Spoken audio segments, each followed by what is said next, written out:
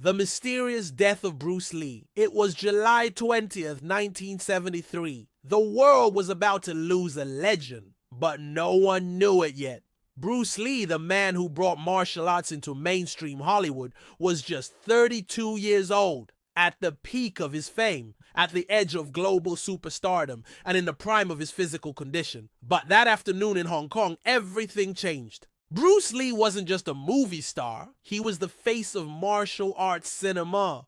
Born in San Francisco, raised in Hong Kong, he combined Eastern philosophy with Western charisma. With films like The Big Boss, Fist of Fury, and Way of the Dragon, Bruce had captured the hearts of millions. But it was Enter the Dragon, his first big Hollywood-backed film, that was going to make him a global icon. The world was waiting, but Bruce never got to see the impact. On July 20th, 1973, Bruce met with Raymond Chow, the producer of Enter the Dragon, to discuss the upcoming release. Later, he visited actress Betty Ting Pei at her apartment to go over scenes for their film Game of Death. Bruce complained of a headache. Betty offered him a mild painkiller, Equagesic, a combination of aspirin and a muscle relaxant called Meprobamate.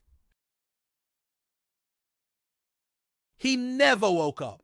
When Betty couldn't wake him up, she called Raymond Chow. He arrived and found Bruce unconscious, his breathing shallow. They called for an ambulance, but it was too late. Bruce Lee was pronounced dead at Queen Elizabeth Hospital in Hong Kong. The official cause of death, cerebral edema, swelling of the brain. His brain had swollen by 13%. But why? He was healthy, athletic, strong. Doctors initially suspected a reaction to Equagesic. Some believed Bruce had a hypersensitivity to one of its ingredients, which caused his brain to swell. Still, the explanation didn't satisfy everyone. Too many questions, too much mystery. Bruce had collapsed 2 months earlier, on May 10, 1973, while working on Enter the Dragon. He had suffered seizures and was rushed to the hospital. Again, it was brain swelling. He recovered, but the incident was never fully explained. 2 episodes of brain swelling, both unexplained. Was it heat stroke, a hidden medical condition, a drug allergy, or something darker? Bruce Lee's death became a breeding ground for conspiracy theories. Some believed he was poisoned by jealous rivals in the martial arts world. Others claimed the Chinese triads were involved, trying to extort him for money. A few even blamed a supposed curse on the Lee family. Decades later, theories still circulate online, from assassination to supernatural karma, but there's no concrete evidence for any of it. In 2022, nearly 50 years after his death, a group of kidney specialists proposed a new theory. Bruce Lee may have died from hyponatremia, a condition caused by drinking too much water.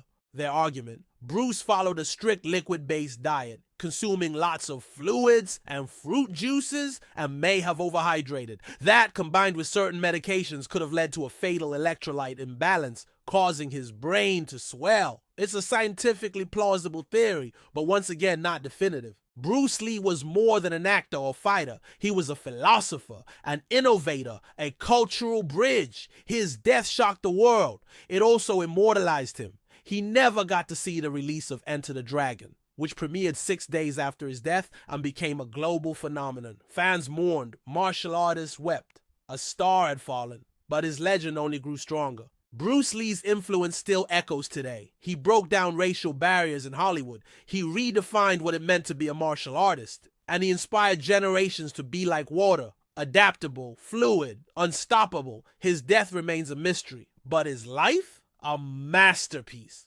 Bruce Lee once said, "The key to immortality is first living a life worth remembering." And he did exactly that. Though he died young, Bruce Lee became immortal, not through superstition, but through action, passion, and impact. The dragon may have fallen, but it never stopped flying.